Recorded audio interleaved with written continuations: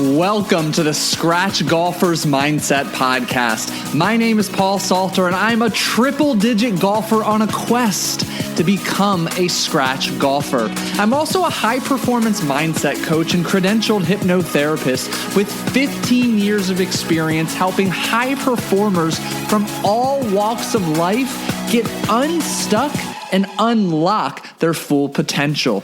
Join me each week as I not only detail my journey, but make mastering the mental game of golf simple, tangible, and relatable so that you can overcome the mental hazards keeping you stuck in the proverbial bunker of poor performance.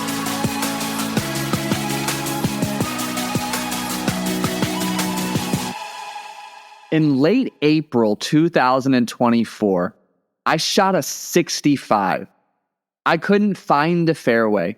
I did not flirt with a green in regulation, and I couldn't two-putt to save my life. Now, let me be clear. That was a 65 on 9 holes. 9 holes of which I'm pretty sure I found out of bounds every single hole, if not twice on a handful of holes, likely used a handful of mulligans to say the least. I vividly remember topping my initial drive as the foursome pulled up behind us. And this was the second time I had played golf in 15 years. We fast forward roughly 6 months later, and I shared with you a couple of episodes ago, I shot an 87.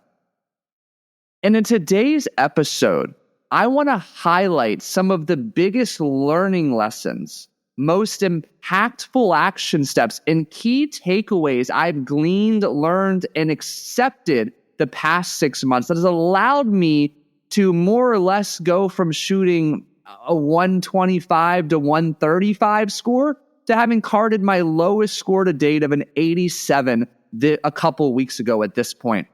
And as you, the listener, begin to open your mind to what I'm about to share, I want to plant this seed.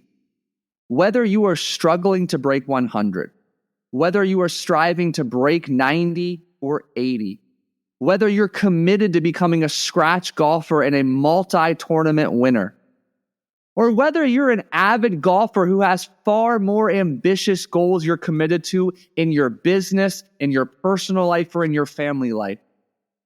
If you show up with an open mind and a coachable attitude for today's episode, you're going to glean a handful of powerful insights that will enable you to move faster toward goal attainment, regardless of whether or not that goal is related to the golf course or away from the golf course.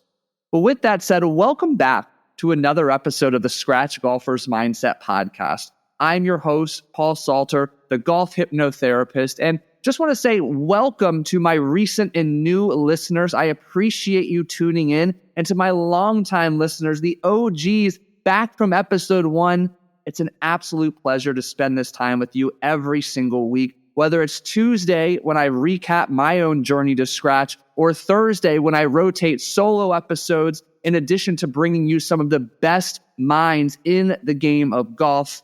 I am so grateful that you are here.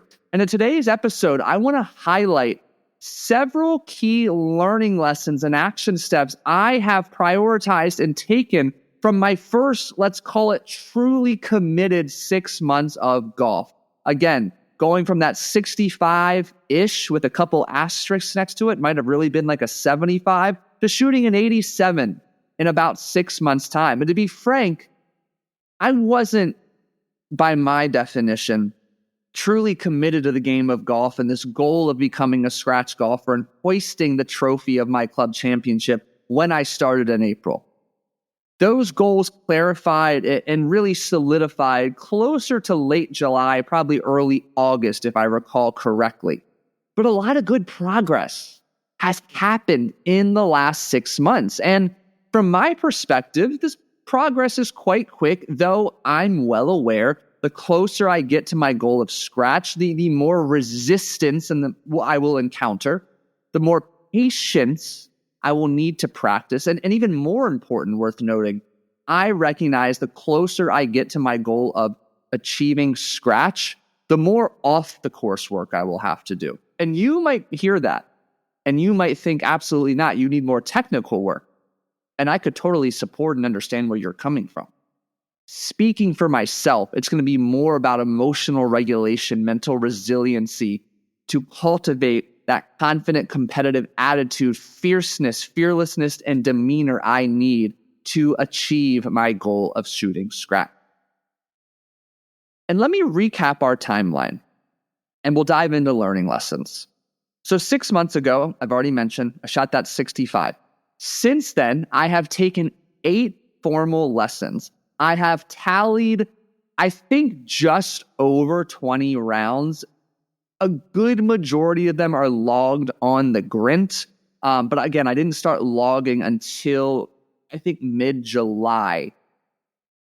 6 months, 8 lessons, roughly a 130 to an 87, with the bulk of my last 10 to 12 scores being in the 90s. So trending in the right direction. The 87 is my low to date. It's not an anomaly. I've got several 92s, 3s, 4s, 6s. So, I had definitely played out of my mind that day by my standards, and we're moving in the right direction. And I think one of the biggest reasons that I have been able to have this type of progress thus far is my ability to not only gain clarity on my ultimate goal, achieving scratch and winning my club championship, but it's been my ability to chunk down the process and priority of smaller goals that will inevitably help me achieve my goal of becoming a scratch golfer. Let me be frank. I have zero expectation of achieving this goal in 6 months. And personally, and with 15 plus years of coaching experience professionally, anytime we start thinking beyond 3 months, especially 6 months, it's quite challenging to maintain the level of commitment and focus we need to consistently perform and execute at our best. The way that we circumnavigate that is by setting smaller short-term goals. And for me, it's been quite simple. First and foremost, it was to break 100. And after that, the next test for me, the goal was breaking 90 by a certain date. And I'll talk about the sense of urgency and specificity in my date selection here in a moment. But the reason and the power of setting short-term goals is it allows you to really see and experience progress. But more importantly, the clarity of your short-term goal allows you to effectively align the most appropriate action steps to achieve that goal. It keeps that carrot dangling in front of your face much closer. The goal is just within reach. You can almost grasp it. And because you're so close, it affords you the opportunity to gain clarity on what you need to do to achieve it. You're able to maintain a peak sense of interest, commitment, and curiosity as to what it will take to achieve that goal because it's just around the corner. So you need to think in terms of chunks. I like having a goal that is 12 to 36 months into the future. And for me, I very much believe that at the end of next year, I will consistently be shooting in the 70s. Give me 18 months. And yes, you can come back to what is this going to be, episode 42, and quote me on this. 18 months. I will have shot at least one round at or below par. Period.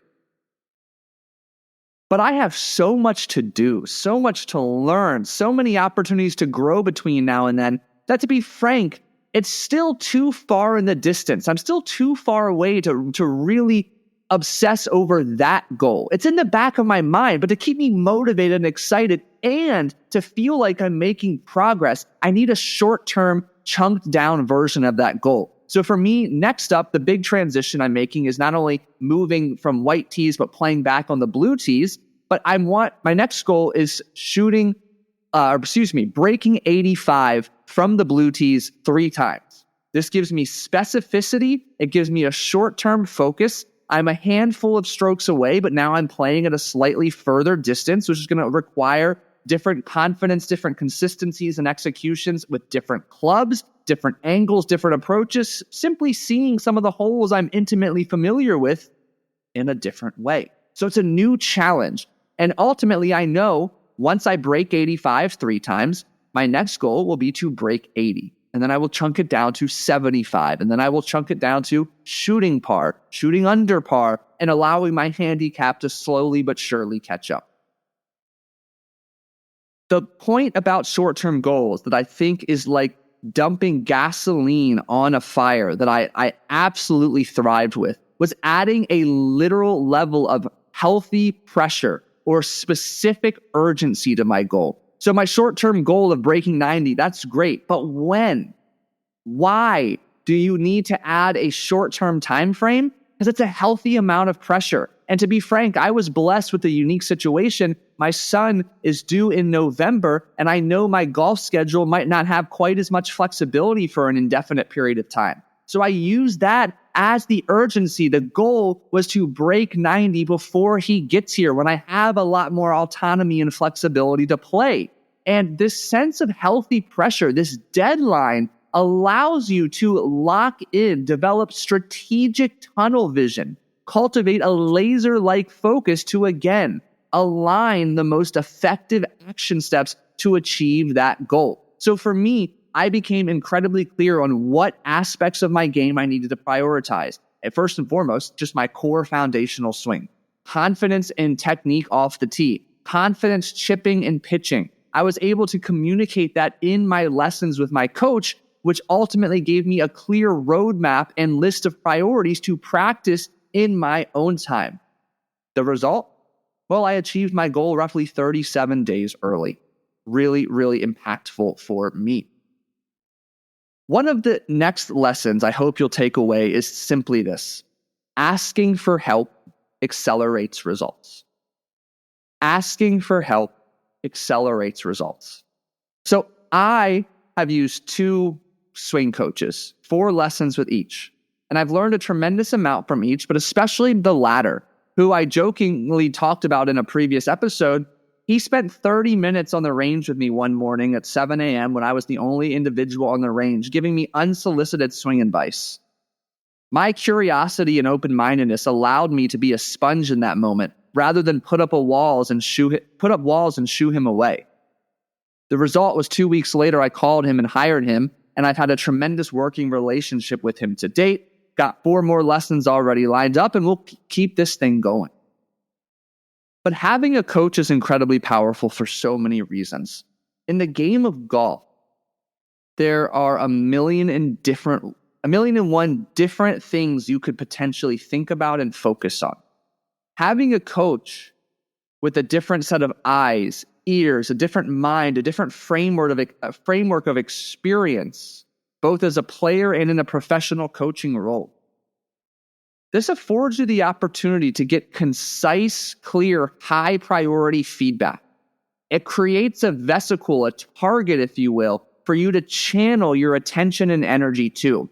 Rather than feeling scattered and uncertain and inconsistent about what to focus on, what matters, you can get pinpoint accuracy of the one singular cue or aspect of your game you need to work on, complemented with a set of drills and practice techniques to further ingrain or embed that element of your swing into a state of unconscious competence to the point it becomes automatic.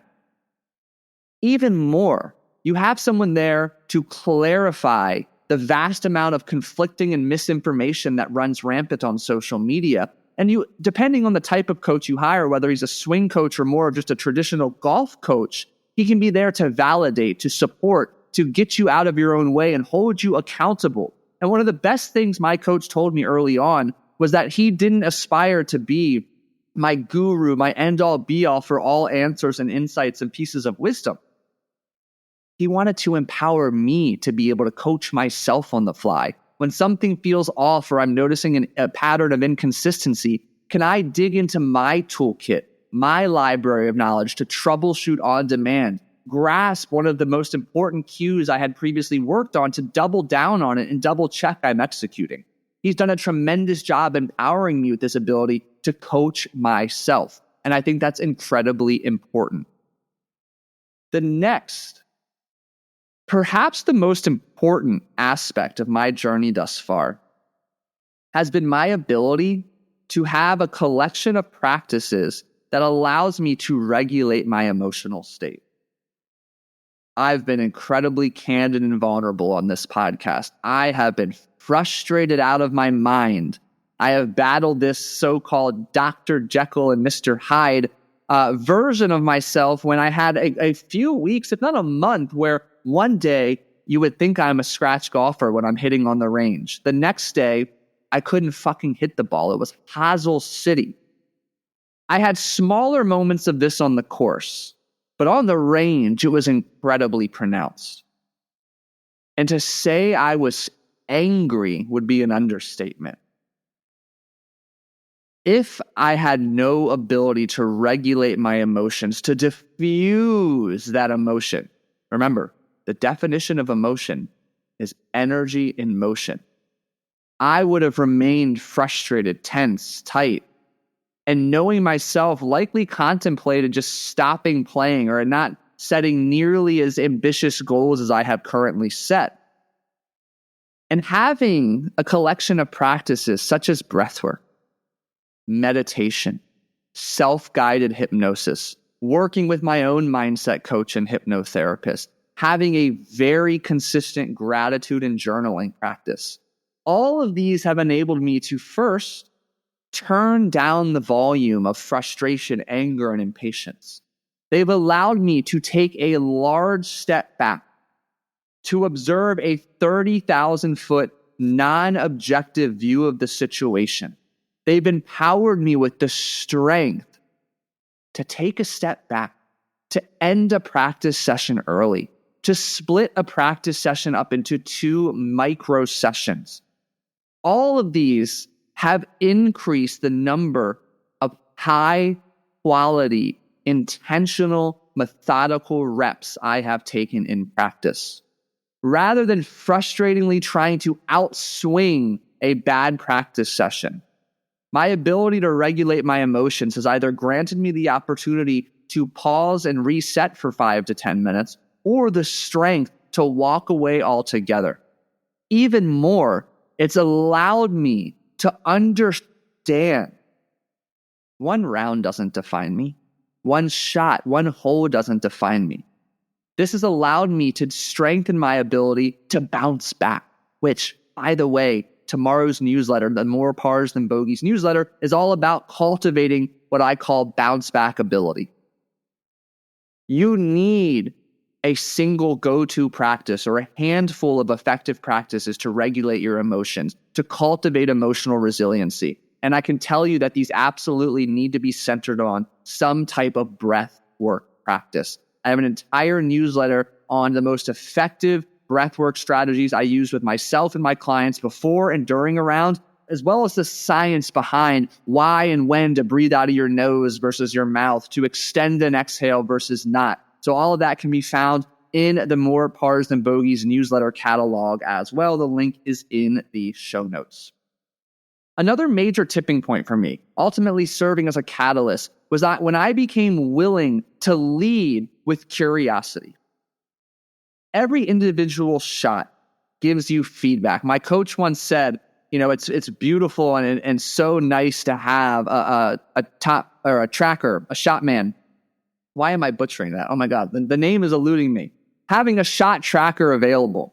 But if you really think about it, each individual shot on the range gives you all of the feedback you need. You can see the trajectory, the apex, the spin, the ball flight, the ball path. You know how well of contact you made. You can see your divot. And yes, it's not quite as intense or immense and detailed and precise as having all of the technology around you. But if you're willing to approach each shot with curiosity, rather than immediate frustration, you can learn an incredible amount.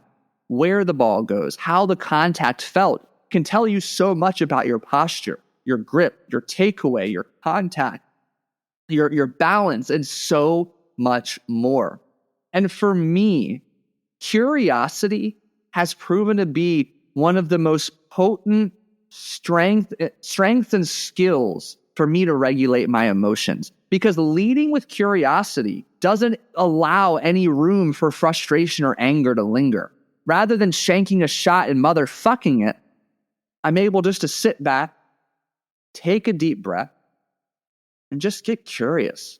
Was I out of alignment? Was I up and down in my takeaway? Did I get off balance? Interesting. Was I standing too close to the ball? Was I too far away? And I am not perfect with this by any means. But leading with curiosity has proven to be a potent way to diffuse emotion, to help me better regulate my emotions. And building off of curiosity is developing the ability to just simply accept the past outcome. That's it. The shot has been made. The hole has been played. You can't go back and redo it. And you can sit there and dwell and ruminate and get all pissed off about it. Or you can accept it happened, take a moment to get curious, reset, refocus, and move on. Curiosity and acceptance have proven to be superpowers for me. And I hope that you'll really dig into understanding the value and the power that each of these absolutely have. Moving forward, one of the biggest, I think, aha moments for me that caught me by surprise in my journey thus far was how valuable and important it is to begin training like a golfer when I'm in the gym. I have a long history of competitive bodybuilding, of competitive powerlifting. There's an inner meathead that resides within me. I'm not too interested in mobility and rotation and thoracic rotation and ability to twist, turn with this force and speed and power. Just doesn't quite do it for me, to be frank. But I'll tell you what, hitting powerful, long, striped shots down the middle of the fairway or hitting the green and sticking it within 10 feet of the pin, that's fucking intoxicating. And if I need to alter and adjust what I do in the gym to produce more of that experience at a higher frequency, sign me up. And it was in episode 6 that I had the pleasure of meeting Doctor of Physical Therapy, Dr. Trevor Hirsch, who is TPI certified out the wazoo, who really broke down some of the distinct differences in ways we need to begin prioritizing different exercises and really just taking a different approach to the gym if we're truly serious about improving our golf game. And I have began to allow elements of what I've learned to creep into my routine. But about 6 to 8 weeks ago, I made the decision that I've got to start training like a golfer, period. I've got to let go of all of these bodybuilding and powerlifting specific aspirations. And I love being strong. I love the pump, but I can absolutely still prioritize those elements in my training regimen because they're necessary to help me perform best on the course. But now my routine is littered in with a lot more core work, flexibility, mobility, rotation, exercises that in the past I would have considered silly and unnecessary. For a long time, I just thought I could muscle my way through the golf swing. And to be frank, I have a lot of muscle and strength I can draw upon. I've just been using it incredibly ineffectively.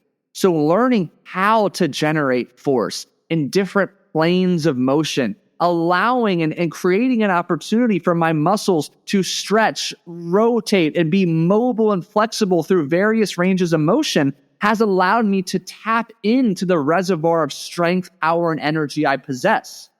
Had I not been taking mobility, flexibility, and rotational strength seriously to this point, I would not have shot in some of the scores I have because I would constantly find myself before this stuck, tight, unable to rotate through. And if I'm being candid, I see it all of the time, and I know you've seen it too, just these out of shape, overweight individuals, and they might be hella good golfers. I'm not taking anything away from them. What I'm positing is I can't help but wonder from a state of curiosity how much better they could be, how much better you could hit the ball, how much more consistently you could hit the ball and not have lingering soreness for days after a round of 18 if you paid more attention to the type of work you were doing in the gym and on your body away from the course. That's been an absolute game changer for me, is really prioritizing training like a golfer.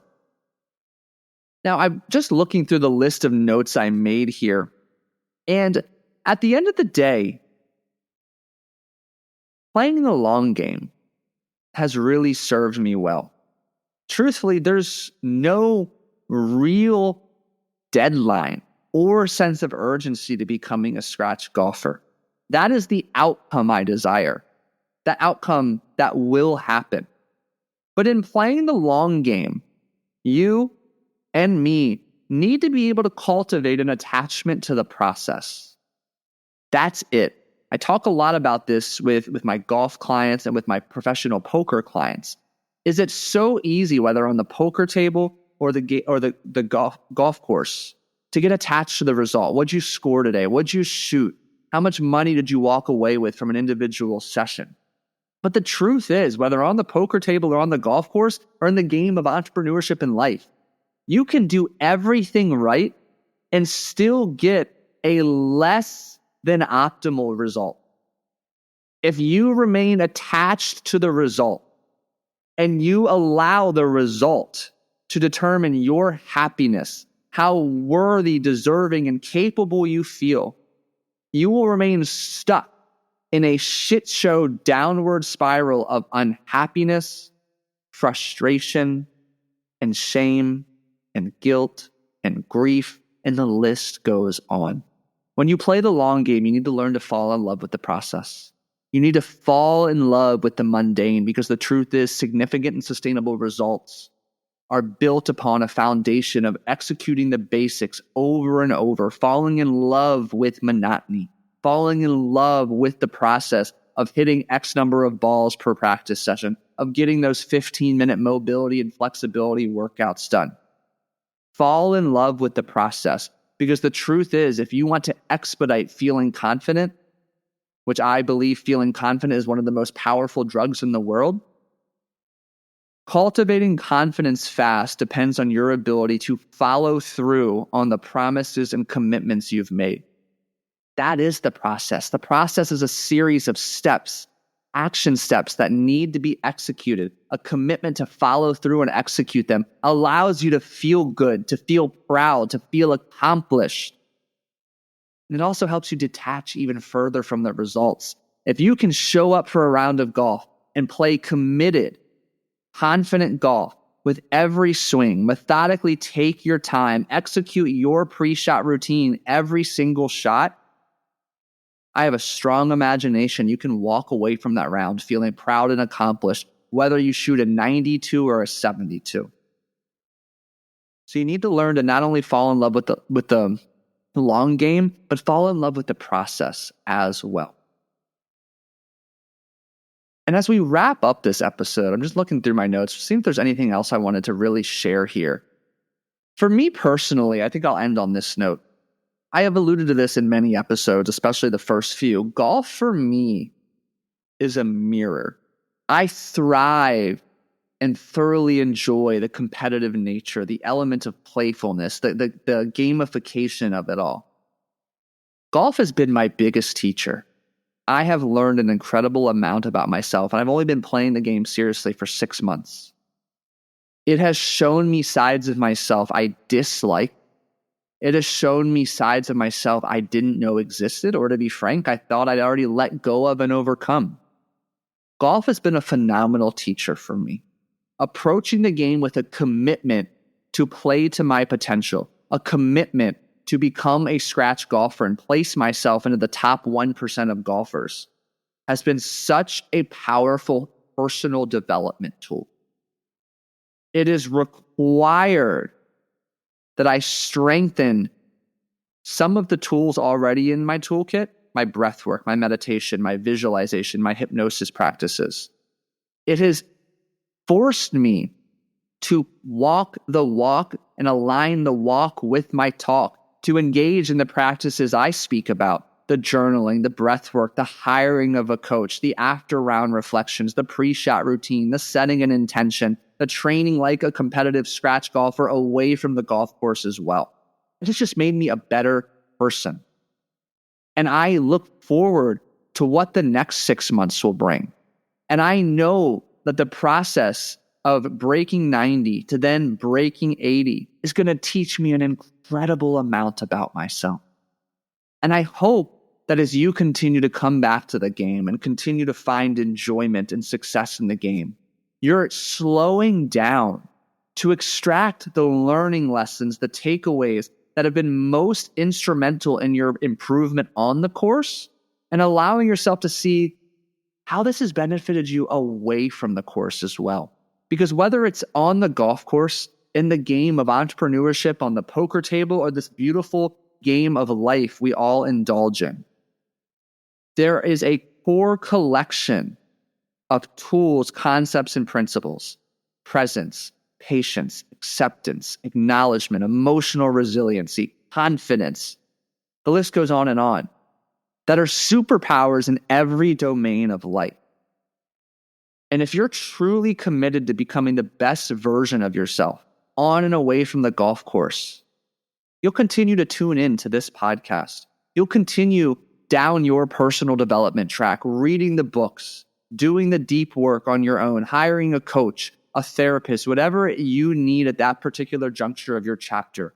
You'll continue to go all in on becoming the best version of yourself, which will allow you to shine your brightest on the golf course, in your business as an employer, an employee, as a husband, a wife, a partner, a father, a mother, a friend, a son, a daughter, a neighbor.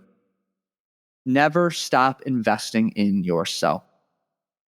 Well, hey, I thank you so much for listening to today's episode. You'll be happy to know that there's an even more detailed iteration of some of my key learning lessons as a recent edition of the More Pars Than Bogeys newsletter. Again, the link to my newsletter is down below in the show notes. I hope you found great value in today's episode. If you did find it valuable, share this episode with a friend, a fellow golfer, a coworker, a colleague, a peer. Help them continue to understand some of these key learning lessons and be able to effortlessly start applying them to their own golf games and respective lives to achieve their goals. And hey, let me be frank, I would greatly appreciate taking 30 seconds to leave a genuine rating and review on Apple Podcasts. This podcast is an absolute blast. I love connecting with so many of you on Instagram and on Twitter, hearing how you've taken key nuggets away from the respective episodes. It would mean the world to me if I can continue to grow this show, and your support, your willingness to leave a rating and review goes a long way in having this podcast placed in front of more eyeballs and in more ears. Well, thank you so much for listening. Have a fantastic rest of your day. Hit them straight this weekend, and I'll catch you in the next episode.